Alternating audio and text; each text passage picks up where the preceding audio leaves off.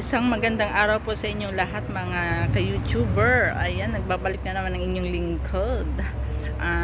Ito po yung araw na napaka-excited ko at napaka-early ko nga pong pumunta dito sa Consulate dahil ito po yung araw ng pupunta ako ng Sumaisi para mag-basma, ibig sabihin mag-fingerprint para makakuha ko ng exit visa ko. So, kaya napaka-early ko po. Ayoko pong malate.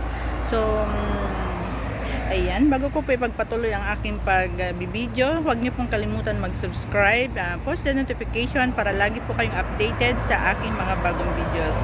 Like and share na rin po. Okay, so ayan nga, nandito na po kami sa Coastal Van. So, papunta na po ng Sumaisi.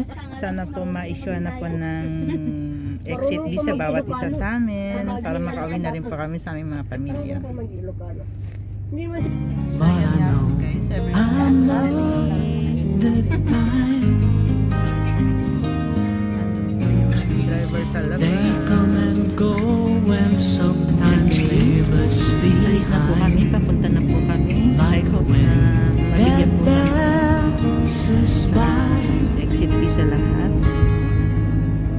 Cause when you need a friend that you can depend, you can count on me because you're my best friend.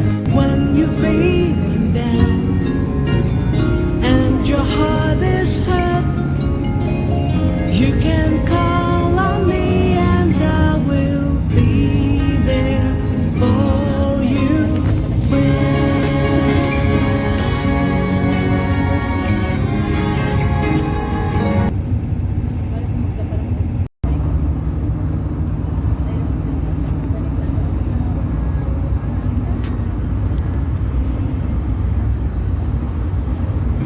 But I know I'm not the kind.